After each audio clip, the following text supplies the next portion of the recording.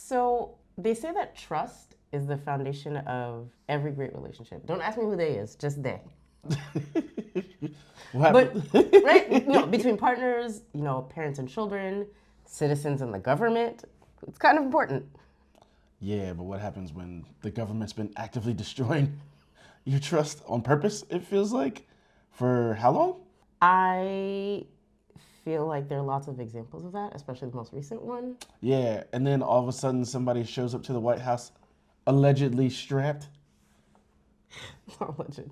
And you know what's, I think, even worse? Not the alleged attempt, but how people responded to it, right? There's a lot of, nah. Yeah, I mean, that's all there really is right now. So I guess today we're talking about trust, leadership, and what we're modeling for the next generation.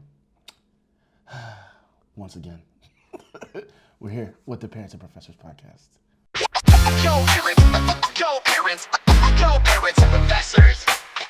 Yo, parents, yo, parents, yo, parents and professors. What's up, everybody? Welcome to the Parents and Professors podcast with your favorite triple C's, co-parents, colleagues, and collaborators. I'm Dr. Marjorie and Michael. I am Dr. Michael Stephen Williams, and today's episode is one of those episodes where we started with one idea and realized pretty quick that they're like 47, 50, 11 to unpack. I think 47 sounds about right. So today we're talking about the, and for those of you who are listening and not watching, there's going to be a lot of air quotes in this episode. Yeah. I'm incredulous at best.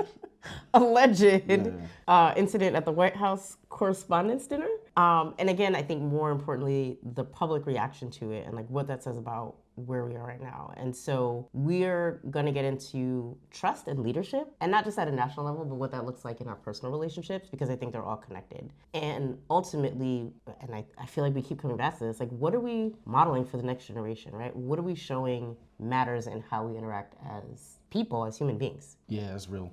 Lots of different implications, lots of directions to go.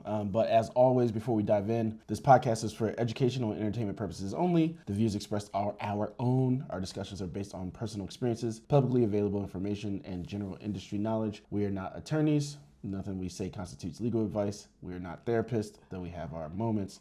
Please consult qualified professionals for specific guidance. We're not your mama, even though Marjorie might sound like your mama from time to time. So this latest incident is concerning for so many reasons, but I'm gonna just start with the facts in case people, I don't know, haven't heard, because I hadn't heard, and then when I heard, I was like, wait, what? I was too tickled waiting for you to catch up to the story, because I was like, I'm so deeply incredulous and like non-believing at this point that I need other people to consume it so that I know that I'm not crazy. It's just, okay, it feels like, you know what, I'm not even gonna talk about my feelings. Let's just start with what happened. No, I could talk about my feelings. It feels like every time somebody is down in the polls by a lot, or somebody has made a series of dumb decisions, all of a sudden there's an assassination attempt. It's weird how many assassination attempts have been made on a single person. Is it though? You know what? Well, like if that person is dedicated to chaos and that person is burning down and violating every social mores that we've ever established for the person who's supposed to be the leader of the free world, is it surprising that people will want to stop them from destroying the institution that they're in charge of?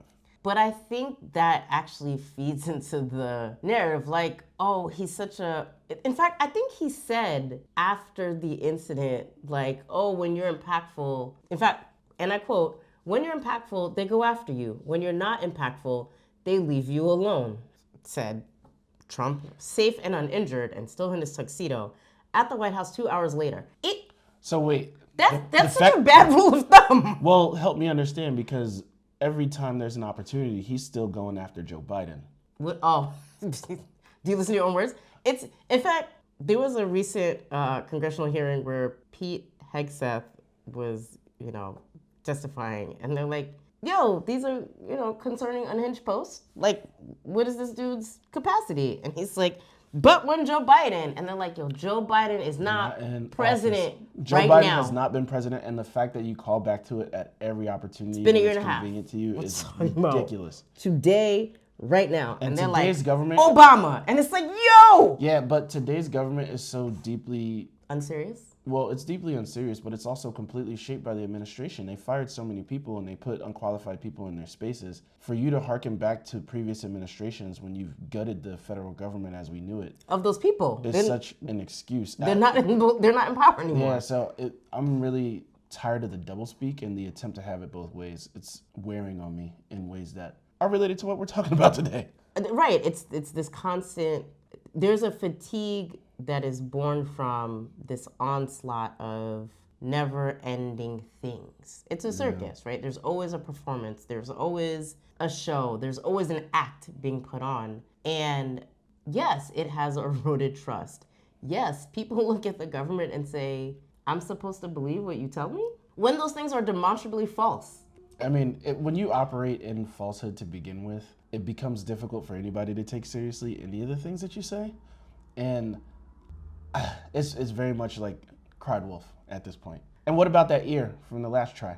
I want to know what vitamins Vitamins and minerals. Nutrients. this 80 something plus year old person took, because I know when I scrape my knee on the side of a table, I've got a scar 6 months later. CMOS. And I'm half his age. So it's just He's not a doctor, not a plastic surgeon. He's taking collagen, vitamin A and E. But if you were allegedly injured to the point that there was blood as you were fist pumping and the American flag slowly dropped down from the background at an oddly and conveniently timed moment, and the Secret Service is surrounding you but not covering you, as if they don't know how to do their jobs, and we're supposed to just be like, yeah, that makes sense. And then 2 weeks later, the Band-Aid comes off and you're miraculously healed. Did you graft new skin on? I just the image of the eagle, the flag was the eagle soaring and the flag unfurling behind as he throws up the black power fist. They even might though as he well hates have black had people. pyrotechnics going on. Like they did for. Never mind, I'm not gonna mention it. That's a funny image. But okay, what actually happened? So on April 25th was the White House Correspondents Association dinner, and this is the first time throughout both of his terms that he has decided to attend. So he made a post in March saying, they have asked me very nicely to be the honoree at this year's dinner. I don't know that that's how that works. But anyway, a long and storied tradition since it began in 1924. And he added that it would be his honor to accept the invitation. And then people publicized that. Then, allegedly, this person, Alan Cole, I believe is his name. And I'm reading from the affidavit filed by the Secret Service agent bringing essentially a criminal case against this person. And so in April, this person allegedly made a hotel reservation at the hotel. He traveled by train from his home in Los Angeles, California to Chicago, and then from Chicago to DC, and got there the day before. It was scheduled on the 25th. He arrives, the president, First Lady, the whole crew arrives around 8 o'clock. At 8:40, and he approaches a security checkpoint on the terrace level of the hotel, leading to the location of the dinner. He approached and ran through the magnetometer, holding a long gun. As he did so, personnel assigned to the checkpoint heard a loud gunshot. A Secret Service officer was shot once in the chest. He was wearing a vest at the time. He drew his weapon. That same officer fired multiple times at Allen, who fell to the ground and suffered minor injuries, but was not shot and was subsequently arrested. He had a 12-gauge pump-action shotgun and a Rock Island Armory 1911 .38 caliber pistol on his person. As part of this records, they looked at when he bought them. Allegedly, it was last year at 2 different points in California. And he was advised of his rights to remain silent, brought to hospital for minor injuries, and now he's been in custody. Here's where it gets better. So again, allegedly, before 8:40 p.m., he sent an email to members of his family and former employees explaining what he was about to do. Wait, so is this like a schedule send or? I'm just asking. I Yes. feel like that matters. It's a was a schedule schedule send. send. Okay. Hello, everybody! Exclamation point. So I may have given a lot of people surprise today. Let me start off by apologizing to everyone whose trust I abused. There's the word of the day. I apologize to my parents for saying I had an interview without specifying it was for Most Wanted. Are we cracking jokes? Who wrote this? Maybe that's this guy's sense of humor. What? I don't. So It just sounds a lot like the last time there was a letter left behind. yeah. Well, I mean, Like I typed a prompt into ChatGPT and asked it to write a confession letter by someone who tried to assassinate the president. levity and include levity and Make them like fine. So it's just you can find it. It's publicly available, but it's a lot of jokes all the way through. you should link to it in the show notes. We will link to it in the show notes. And it's funny because he also writes his sort of order of operations and who I'm targeting, and it's, the president and the administration, minus Kash Patel. Who threw that in there? Why? I mean, Kash Patel's brown. I feel like this made it even more unbelievable. Kash Patel would definitely be on most people's top hit list. If I'm going for the administration, why am I leaving out Kash Patel? I don't know, maybe... He gave him a Snickers one time? Exactly. Maybe he met him in a public place and he gave him a good hearty high five. And he's feeling connected to him in a way he's not feeling connected to the rest of the administration. I cannot. Anyway, this is available, and so that's what they're using to bring charges against him. Attempting to assassinate the President of the United States, transportation of a firearm and ammunition in interstate commerce with intent to commit a felony, and discharge of firearm during a crime of violence. Although it doesn't say in this that he is the one who fired a shot, but yeah, maybe that was a detail that was overlooked. So I think the important thing is to transition to the reaction. Yes. Because, so this happens. Yeah, I knew that when I was watching it, they broke into NBA playoff basketball. And I was like, oh, this seems interesting. What's going on? And then I was like, this bores me. I would like to go back to the game. Bring back the basketball. Yeah, unfortunately, NBA basketball has been in this weird streaming space. So some of it's streaming on Amazon, some of it's on normal TV. And I couldn't remember. And Where? I'm talking to you, NBA. You need to fix this. This is annoying. But I didn't realize what channel I was really watching basketball on until it got interrupted by the White House Correspondents' Dinner fiasco. And I was like, all right, I know they're not breaking into the stream, so that makes sense. It's TV. But then it's like, all right, this is TV. All right, I'm on YouTube TV. I own all the different streaming services. I really shouldn't, but I'm too lazy to cancel them after I get what I want from them, like a lot of people do who are more frugal. So you forget. Yeah, it's like, oh yeah, like I do want to watch Paradise, but like, do I need Hulu? Because I never open the app otherwise. No, yeah, I only watch it for that one show. But I was like, okay, what happened? And then they're like, do-do-do-do-do-do. And they're like, yeah, Trump is safe. And I was like, all right, click. I don't need to, like, who cares? This is so suspiciously timed. This is so, like, ridiculous that I don't even need to, like, really watch this whole thing. I would like to get back to seeing what's happening with the playoffs. And I worry about that level of apathy, but I feel like that level of apathy is earned by this administration because everything feels false, everything feels fake, everything feels like a completely different set of rules for them and their political enemies or people who disagree with them. And it's so exhausting. Like, oh, let me guess, somebody tried to kill the president again. Lots of alleged in air quotes. Allegedly. I think the other thing that's concerning, and we'll share some links to videos where people do a breakdown of how and why this looks the way it looks, and I think why there's understood skepticism about the whole sequence of events.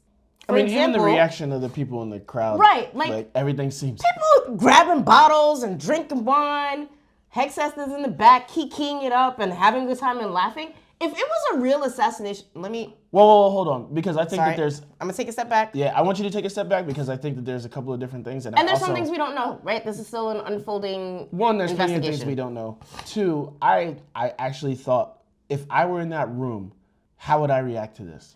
And I would react the same way that the people who were like, all right, it seems like it's handled. Let's get a bottle of something. And like, whew, what a night. Yeah, like, hey, I'm going to tell this story. That's fair. Yeah, like, I'm going to tell this story later. But everybody's safe. My man didn't even get to the same floor as the president. Which is, okay, and this is the part where I'm like, he just bum rushed the gate and that was his plan? Yeah, this is the most poorly designed assassination attempt I've ever heard of in my life. Ran through a metal detector. You're not gonna even sprint near through. the room. No, it's you're gonna sprint through metal detector and countless officers with a shotgun, which you have to be in very proximal range to use. And at 38, and nobody's gonna peep, and nobody's gonna catch you. Not even like a bulletproof vest? body armor. Nothing? Like, I don't know, dress up like a waiter. like we've seen enough movies at this point that you gotta like actually try. Like, come on, B. It's so fantastical and ridiculous that it's easy to suspend belief, both from how ridiculous the plan was, but also from how ridiculous the administration was and how convenient it would seem this is. Okay, last thing, and then we'll actually move on to why this is concerning beyond the incident itself. What's the show with the guy from 24? But he did another show that was like a political government show, and is it Lone Survivor? I have no idea. You're talking about TV I don't watch. Kiefer Sutherland. That's it, the 24 guy. Yeah, yep. So there was another show that he was in, and it's like the chain of command. And when something happens, like you separate the people. Oh, you separate so the president, the vice president, the the chain secretary of of state. command is not in the same place. It just seemed a little confusing. And you know, TV is TV. I'm not in the Secret Service. I know nothing about the Secret Service. But I think we're generally like vaguely informed of how these are supposed to go. And it just seemed weird that if there were an actual threat, that we put everybody in the same place. And then we moved all of those people over to the White House in the same place, in a clump, in the same place, if there was a threat, and then we just kept them all in the same place. Isn't that what we're like not supposed to do? I mean, but if you also have unqualified people in charge of all of your major bureaus and services. Nah, but there's still people in the Secret Service who know what their job is. But what if they've been told not to do their job in some way? Oh. Right? Like, That's wild. if you... This is speculation. So wild speculation, we're- put the quotes up. But if you think about like, hey, we have Pete Hegseth running war. The Department of War? We have Kash Patel running... Right? Like, He really does seem just like an out of place rapper. it's like a cartoon character. Okay. So if you put all these people in these places, I think it's reasonable to distrust the government. It's reasonable to distrust almost anything that comes out that puts you in a position to question. And so much of the active use of the government has been to destroy and privatize the government. Destroy its credibility. That's what they're trying to do. And so, like, I guess the question is, like, what does this collective public apathy signal about the state of trust in the government generally, but also, like, the state of the country right now? Actually, I can tell you. So, because, you know, we love research and facts here, we were looking at some research done by the Pew Center for Research. And there's been an ongoing deepening mistrust of social institutions. So the government, media, higher education, all of these things that are systems required to make things go, right? Unless you take a libertarian approach, which should be, you know, there should be no nothing anywhere for anyone. And so I think one of the interesting things in the research that they've done is looking at trusting government over time. And they began this from 1976 to February of 2025. And over the course of the period of time, trust in the government has never, ever, ever, ever, ever, ever, ever. Oh my God, get to it. Been lower. That's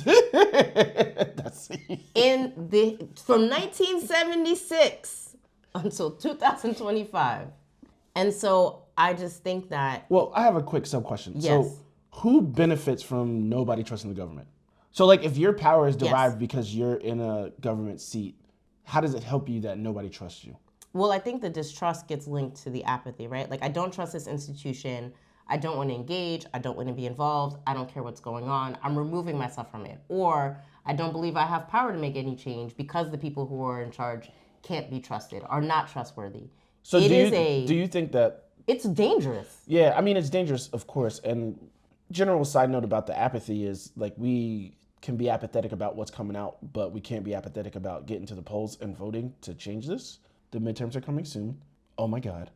And not just Please voting. vote. But, like, the thing that's hard for me is if your power and your influence is derived from the government, but at every turn you're behaving in such a way that you make people distrust the government.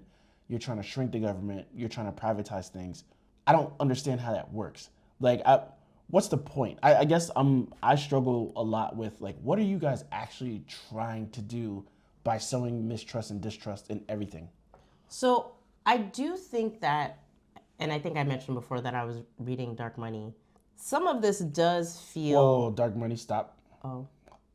Who is Dark Money by? What is it about? Oh, I think her name is Jane Meyer. I'm going to put it in the show notes. Yeah, you can't just be mentioning books on here. This is Sorry. a stylish podcast. It is about the, I guess, rise and influence of, I would say in some cases, ultra-conservative corporate billionaire interests, and how over the course of decades they have invested in a multi-faceted, multi-pronged approach to restrict, limit government, overturn government oversight, all with the goal of being richer at the expense of the American people. So some of those things include investing in academic research centers and funding academics to present alternative perspectives, essentially to legitimize things that were seen previously as being fringe or unserious. How do I get some of that money? You know what? I think about this all the time. Is there a social justice version of this that I can get paid to do that research? There isn't, and I want to make this point because people are like, oh, both sides and everybody's corrupt. To a certain extent, yes. Oh, absolutely. However, that does not make those things equal. So, like, the amount of billions and billions and billions of dollars invested on this side to this strategy does not compare in any way, shape, or form to anything that progressives or liberals or anything is doing. In addition, this is a coordinated effort across multiple organizations, nonprofits, quote unquote, that are being funded through this money. That does not exist on the left or progressive or social justice warrior side. But why? I wish it did. Yeah, but why? Why?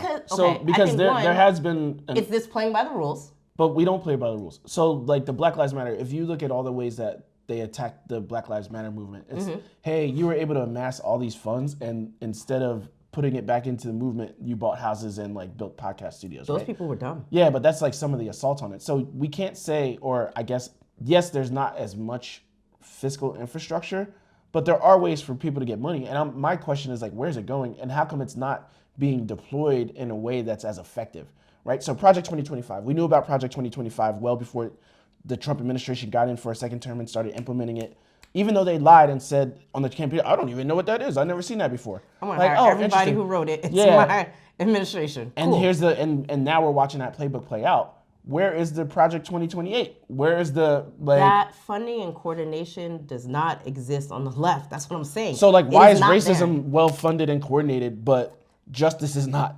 Oh, that's a deeper question. Why is it? That's the issue that I have. I don't know where the infrastructure is for people who actually believe in equity, who believe in inclusion, who believe the government should serve the people, who believe that the floor of what we're offering is something that should make life better for everybody in the country. Where is the money for that? I think the people who believe those things often don't have money. That's crazy. Overwhelmingly represented within progressive only brokies play brokies play by the rules? No, there's plenty of prominent liberals. They're not investing that money the way the Cook brothers do. They're kissing the ring like Tim Cook with Apple. Like, all right, okay, I don't want you guys to break everything, so I'm gonna kiss the ring and I'm gonna show up at these dinners. But people don't agree with Trump. People don't agree with this agenda. And there are people with lots of money who don't agree with this agenda. I think it's also, and we've talked about this in previous episodes, which we'll link to, but it's the, hey, if you don't agree with me exactly and think exactly what I think on all of the issues that I support and believe in, we can't work together. That is often what happens in progressive circles, and we've talked about this. Versus, yo, I'm trying to get X done. Are you trying to get X done? Yes. What about Y? I'm not on board with Y. That's fine. We're going to get X done. So you have built this coalition of people who don't all agree on the same things, who come from very different perspectives. But if the goal is, listen, we want less government so we could do whatever, all right, I can get behind that. I don't believe all the other stuff that you're pushing, but this I can get behind. And so it comes down to money. We're a capitalist society. And I think, unfortunately, while they are smaller in number, they have a disproportionate power due to their wealth. And that wealth has allowed them to circumvent the rules. When they're punished, it doesn't matter because you have so much money, like, what's a fine of $1 million? I mean, if they get punished. If they get punished, right? And even that takes so long because we're going through the courts. And so I just think that at a national level, there's so many ways that this current administration buys into and feeds off of these approaches, which continues to erode trust. And I think the thing to me that felt so frustrating about this is that I was talking to you yesterday, right? And I was saying that, there are rules, unspoken, unwritten rules to how we engage as a society. And in fact, I, call back to my sociology days. If we look at the social contract, Yeah, that's because he sounds like a Haitian philosopher. Jean-Jacques Rousseau. Right? Shout to the big homie. But I do think that it matters. And so when he talks about the social contract, my understanding of it essentially is that there are things that we agree to give up to exist within a society, right? It's the reason why we don't all walk out our front doors and then just start punching people every day. We don't do that, right? There are rules, there are consequences, and there's this understanding or this idea that we're all, to some extent, should be invested in the general will of the people. So, like, at the end of the day, I want to be happy, healthy, wealthy, and whole. You don't bother me, I don't bother you, and we exist in a society that follows these rules so that people can all sort of get to that level. And I think it is and there's a fundamental agreement between individuals, but also the institutions that govern the way we function. If you don't believe in the social contract, from my, sociological perspective, I think that leads to very dangerous situations. It leads to totalitarianism. Totalitarianism. Thank you. That's not something that you could say fast 6 times. No, it is not. Yeah, you will do what you just did. Now I'm like, whoa, this is another big word. You had to do like authoritarianism. Yeah, authoritarianism. I know big words. But essentially that, government should exist to provide protection and security and benefits for the whole, right? Our governments and our institutions help to organize social life. Not to say that they're perfect, not to say that they are infallible or that they shouldn't be reformed over time in different ways. Absolutely, yes. But we can't exist as a society if we can't agree to basic ground rules. And I'm concerned about this decreasing trust, this rising apathy, and the breaking of the social contract. And we'll put links in the show notes because I do think it's an important concept. Yeah, I don't know what the parenthetical for Rousseau is off the top of my head. Oh, that's like it's like what year? I don't know. Old. It is very old. But I think it's really interesting reading, right? Because he talks about, this general will and what is the thing that keeps us from, falling into chaos and anarchy. It's funny. I think the parallel that I would make right now is kind of some of the educational thoughts on social emotional learning. Because in a lot of ways, if you think about interpersonal interaction, behavior, understanding your emotions, understanding how to be in relationship with people, that's really what we're teaching. And the social contract depends on that. Like, it depends on this idea that we're going to sacrifice some freedoms, we're going to sacrifice some ways of going about things for the greater good, like the greater good of society. Yes. I'm not going to just do what I want. I'm not going to drive a motor vehicle without a license. I'm not going to just steal your lunch money because I'm bigger than you. Well, I mean, that still probably happens from time to time. Well, do they use lunch money anymore? I don't know. Like, could a bully? Now they all have like little punch codes and numbers and all that kind of stuff. Like, nobody's putting you in a headlock to steal your passcode. But like the idea of relationships being the foundation to operating in a society. Yeah. And also the fact that Trump's softness blows my mind. Because anytime that he gets in front of a microphone and has an opportunity to attack a political enemy, to degrade, to demean, to insult, to otherwise drag them down, he does.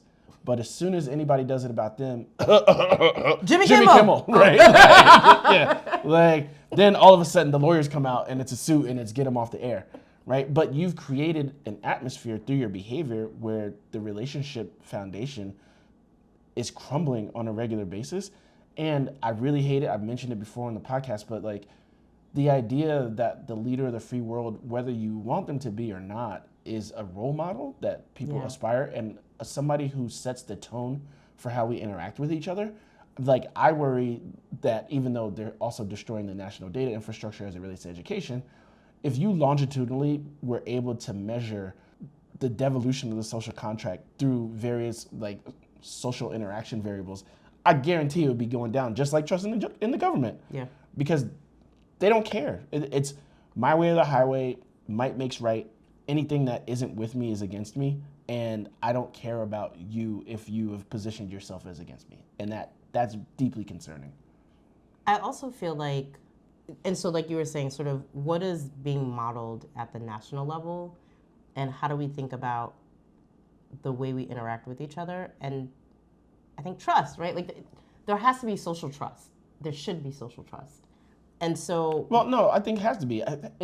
There has to be social trust as a necessary prerequisite for organizations and relationships to work correctly. Yes, right? So that we're not in constant chaos and crisis and circus and theatrics. And I think that, you know, when you bring that down to a more personal level, like that same thing exists in people-to-people relationships, right? Like if you are constantly acting in a way that breeds chaos and discord and like, hey, it's gonna make it hard for me to trust you, whether you're partners or co-parents or divorcees or whatever those... Or friends. Or friends, right? Those personal relationships depend on trust. And I think that, you know, again, apathy puts all of that at risk. I think the loss of trust in each other puts our social order at risk. And I wish that people could see that, yes, what happens at the national level does matter for our day-to-day. It's not just about politics. It's about what does it mean to be a person in this society and what's okay about the ways that we show up with, for, an interaction with each other. And I think that, you know, when I think about our relationship, for example, like trust is something that can be broken. Trust is something that needs to be maintained.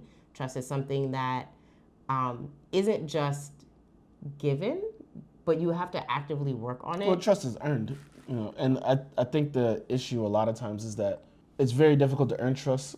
It's very easy to lose it, and once you've lost it, it's very difficult to repair without intentional patience on behalf of both the party that's been breached and the person performing the breach.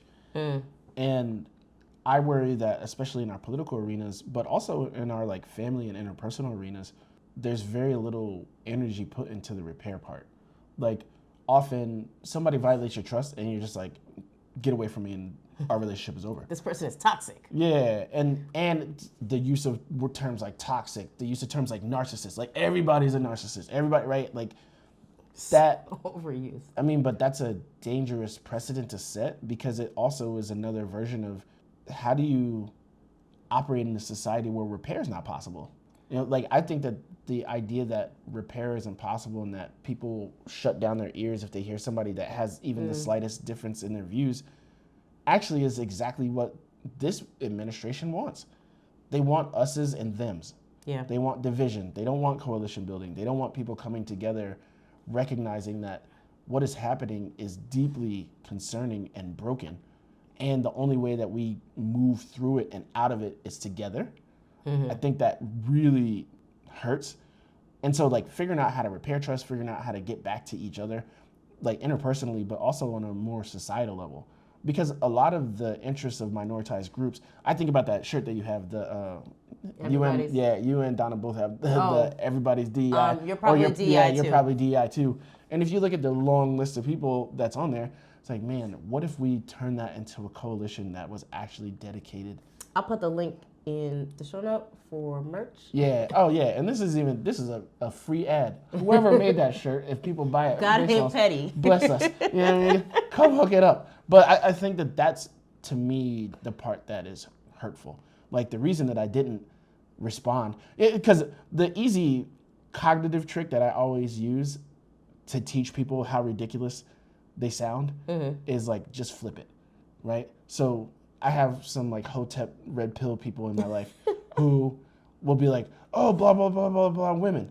And I'm like, all right, well, if a woman was saying exactly what you're saying, but they were saying it about men. That's why women aren't blah, blah, blah. It's Yeah, like, wait a like- minute. Like you would sound nuts or you would be upset. So Yes. like maybe you take a step back and you think about like what you sound like. I think that in the same way, like the mental experiment I was doing was, if this assassination attempt was on Obama, would I believe the news story? Yes. And I was like, yes, I would. Not only that, but one of the fears of Obama getting elected because of how racist this society is historically, to me was that, somebody's gonna try to take him out. Yep. And so I'm trying to hold myself accountable for not feeling the apathy simply because it's Trump, even if it's difficult. Okay. Is it apathy though, or is It's it distrust. It's right? yeah, it's Like a combination of the trust apathy, between distrust. the government broadly and the American people, and for lots of reasons, right? Again, I think you often say it best. Trump is not the cause. He is a symptom of a larger problem. Oh, absolutely. So I think it's important to name that too. But that, like, when you break trust, there is a social, emotional, psychological cost to that. And again, right, in personal relationships, if there's no effort made towards repair, then that erodes everything else. And so I do not trust this government. This government has one of the lowest trust ratings in American history. And so it's like the boy who cried wolf. I don't believe you because you've proven yourself to be a liar over and over and over again. You've eroded my trust. So yeah, I You've don't. eroded my trust because the way that you build trust is through small, consistent, selfless acts. Yes. I trust this person because they're consistent, they're reliable, they do what they say they're gonna do. They communicate. They would sacrifice themselves to make sure that I'm good. And those foundational ideas about trust. And I even think about Hoy and Shannon Moran have like this really great framework for trust. I might look it up when you start talking again just so I can like share it. But like the idea of I'm gonna put the needs of the group before my own. Or I'm gonna put the needs of the person who trusts me before my own. That's where the betrayal of trust really is operating.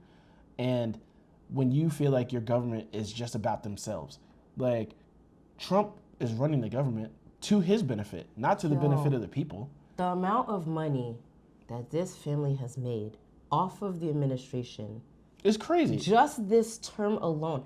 There was, I'm gonna try and find it, but one of the like, yay math people on the internet, and they were like, this is how much money this administration has made. And people are like, but what about Joe Biden? And he's like, yeah, this is how much Joe Biden has made. It's not zero, but it's this much. And he's like, I'm gonna put it to scale. And so, for like Trump and his family, the bar is here. And he's like, Joe Biden's amount is so low that you can't even see it on the graph. That's how little money has been made in comparison to this tower of money that's still being made, and it's only in this term. But I think that that's the piece, right? So if part of trust, especially trust in public servants, is this idea of self-sacrifice and the greater good, and you've demonstrated repeatedly that you're not about the greater good, you're just about the you good, that's very, very difficult to trust, and it leads, and it's connected to this like lack of safety.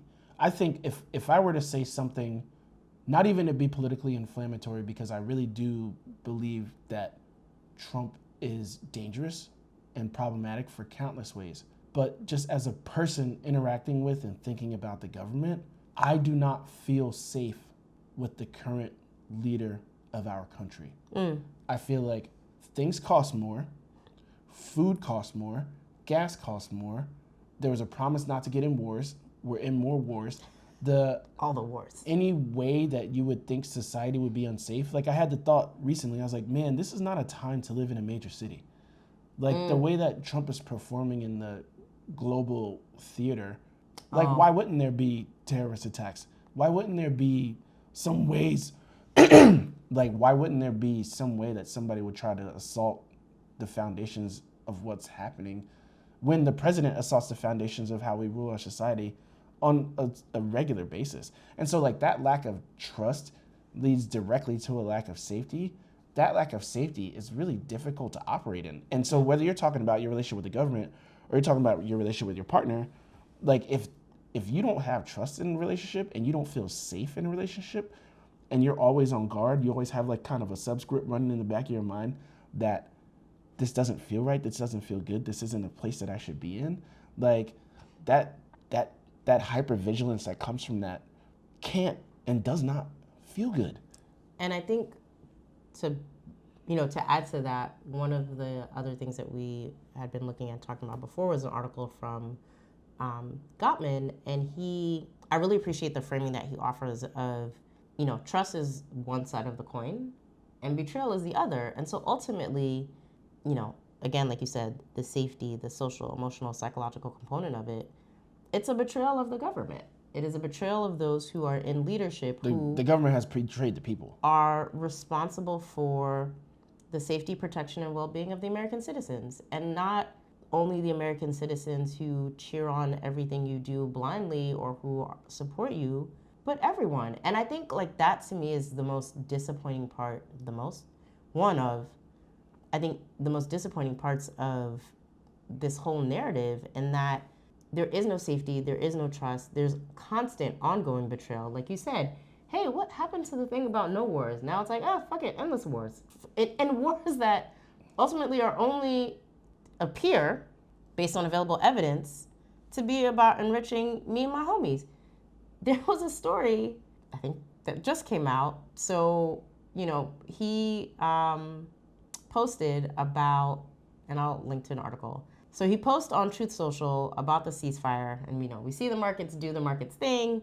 It's upstream. But like 15 minutes before the post, there's a trade that's worth, I think, $536 million or some absurd number. Like 15 minutes before. And it's so, it's such an anomaly, it's such a discrepancy that, every version of a graph or chart you look at, market manipulation. It's like do-do-do-do-do-do-do, do-do-do-do-do, and then Trump's post, and then what comes after.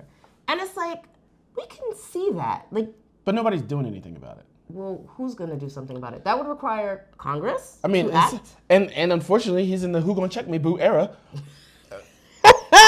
Not who gonna check me boo. Well, betrayal and trust. I think And we don't even have time to get into the dismantling the Voting Rights Act, right? Like there's active crazy stuff going on right now that is recodifying racism.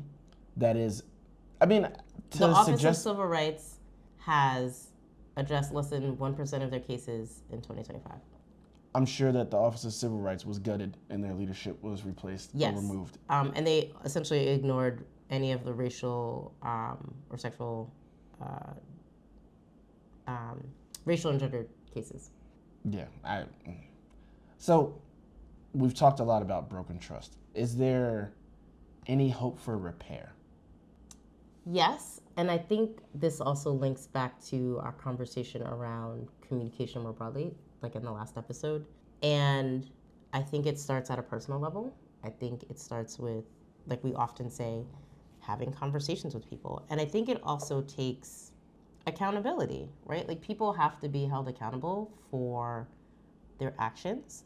And this is not about placing blame, but I think just recognizing that, there was harm done. And if we're considering personal and public good, there should be a desire to repair the harm done.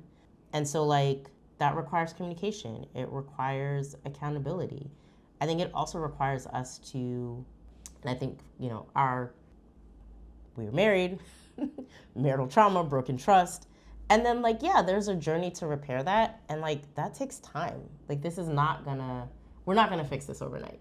We didn't fix our relationship overnight. Yeah. I worry that it's going to take too long, though.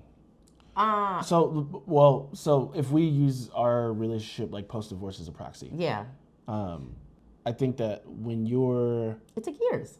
Yeah, it took years, but we also had a common goal to work toward during those years because we had the children. Mm-hmm. And because we have similar values and we believe in what we wanted to offer them as parents, even while our relationship was still repairing, we were still doing all the things to advance our shared interest. What I worry about with the government is that that's not happening. there's broken trust and there's disrepair, but there's no common thing that we're working there's toward. no shared interest. Yeah, there's no shared interest, there's no shared values, there's no common thing that we're working toward that keeps the ball rolling in the right direction even while the trust is being rebuilt. And like that's the thing that I'm most concerned with. Political partisanship, and I mean now like political independence is like at an all-time high because nobody wants to associate with Democrat or Republican. But there isn't a set of common values that people on all aisles are working toward that keeps us moving in the right direction in the interim. I mean, I think part of that though is, and I wouldn't even say our relationship, I would say relationships in general, because we've also had a version of this conversation. Like part of that accountability and repair also requires leadership. And I think leadership can look different in interpersonal relationships. There's no one way to lead a relationship, but somebody's got to lead. And I think part of... Somebody's got to lead with integrity. Right, with integrity, with the goal of, again, thinking about what's in the best interest of all of the parties involved. And so, you know, like we've talked about, in fact, you know, conversation yesterday, like, you know, in my personal relationships, I like my partner to lead. I see your face. And Michael and I had a discussion about, okay, well, what does that actually mean when we say lead? And that's like a battle of the sexes question. I don't want to go too far down that path. No. Because it's like leading, I think the other side of the coin, so like if trust is one side of the coin and betrayal is the other side of the coin, I think leadership and like the word that often gets used in like battle of the sexes terms is submission, right? So like, yes. Oh, I'm willing to submit to the leadership of the head of the household, or I'm willing to, right? Yes. Submission, I think compromise, I think those things go together, Yeah. right? So like, hey, like you are the head, the lead. What it doesn't mean is like, I'm gonna just do whatever and anything you say. And I think our government is right, there's a mirror there. Like, hey, you're the lead, you're in charge, but that doesn't mean that I'm blindly following whatever you say. And I think that shows up in our personal relationships too. And so being able to think about what we expect from each other and like what we expect from our leaders, I feel like people have to be able to lead with integrity, right? There has to be positive intent there. Like there requires someone to make the decision like, okay, I'm gonna do this thing. Yeah. If nobody's willing to do that, then where do we get, like somebody's gotta take that first step. Somebody has to be the one to say, hey, you know what? Let's work through this. Let's figure it out. Let's get it together. And I think even in our dynamic, it hasn't always been you and it hasn't always been me in terms of repair, right? There's definitely been the like, I'm ready, and it's like, no, I'm good. And it's like, oh, I'm ready, it's like, oh, no, now I'm not good. I think a divorce is a lack of leadership. Yeah. It's like a collective failure of leadership, almost always.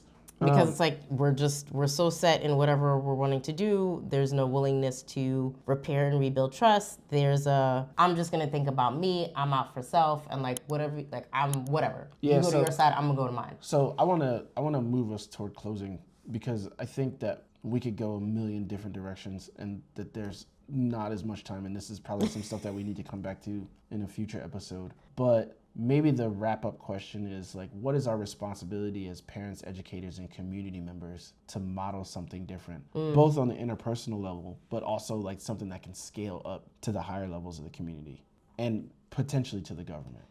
I think that, back to your earlier point, we can't be apathetic. I think you can certainly take a step back, protect your peace, not get caught up in the hype, and we've talked about that in previous episodes too. But I think that people have to be willing to engage. We have to think about what are the ways that we can rebuild trust at a local level, right? My neighbor. Won't you be my neighbor? Approach things the same at all. We have very different lived experiences. But like, hey, I'm gonna have some packages show up when I'm out of town. Do you mind grabbing them for me? No problem, right? Like neighborly behavior. Mm-hmm. You don't have to agree 100% with somebody to treat them with dignity and respect. You don't have to always think the same thing as someone does in order to reach a place of compromise or move forward towards a common goal. And I think if we look at the social, right, again, that social contract and the social good as a common goal, what's happening right now is not for the social good. Empirically, not based on, the NASDAQ or the S&P 500, because that is a measure of wealth, but like in the day-to-day, what's happening in people's lives. And I think that if we can look for ways to help each other, support our neighbors, build respect and trust with one another, that moves us closer towards, okay, at least at this level, we're on the same page. And then we can continue to build from there. I feel like that's, and like, yeah. Yeah, I want to do another episode on trust because I think that we started at the high level. We started at the government level. We moved down from the institutional level to the interpersonal level. But I also think that there's a lot more space to mine and think about like modeling trust, especially for this generation. So scholar shout to Felicia Commodore, Dr. Felicia Commodore. We've been talking about generational differences in a side conversation. And I was like, oh, there's so much that needs to be done there because what are our children going to think? What are they going to do? They are worried. The next generation is concerned. But not only is the next generation concerned, but like a lot of that generation is entering the workforce right now. And so like, or not trust, resilience, bounce back, being on time. Like there's so many ways that they haven't been taught how to be trustworthy that I think that it deserves a little bit more time. So like today, for our purposes, like I want people to walk away with the idea that trust is not a feeling, like it's a really important precondition to harmony in interpersonal relationships. And it starts at the interpersonal level, but it goes all the way up to the highest reaches of our society. And it really needs to be practiced. Like it needs to be practiced at home. It needs to be practiced in your community. It needs to be practiced in the ballot box. It needs to be practiced by the people who we are offering trust implicitly because we ask them to lead. And that if that trust is broken, maybe we shouldn't continue to ask those people to lead. Absolutely. And so we're going to stop there. and we're going to... This could have been easily like a 3-hour episode. Yeah, easily a 3-hour episode. I think it's worth breaking up and coming back to because the idea of trust and like doing some deeper exploration of what trust means interpersonally, how you repair it, how you think about it, how you recover, and how you teach your kids to recover. Like I think that's worth spending a little bit of time on. But for now, thank you for rocking with us on another episode of the Parents and Professors podcast. We will see you soon. We'll be back in your feed with a whole lot more to say. Peace. Peace. If this conversation resonated with you, do us a huge, huge, huge favor. Like the episode, subscribe to our YouTube channel, and follow us on all our socials. I actually be going crazy on Instagram, so that's the best one. And please feel free to drop a comment below. Tell us what you liked, what you hated, where you'd like us to dig deeper, or even if you think we missed something. We're always learning and growing, and we want to make sure that we're creating content that resonates with viewers like you. And most importantly, and this is a huge one, if you know somebody who could benefit from hearing the conversations that we're having on this episode, please share. Sharing is caring. We're doing this for the love and to build a community because it matters. And at the end of the day, that's the most important part, creating spaces where we can have real, honest conversations about the things that matter to you, education, parenting, relationships, and everything in between. So thanks for being part of our community. Go check out the catalog of other episodes if you haven't. And we look forward to seeing you next time on the Parents and Professors podcast. No cap, getting on kids, make 'em move.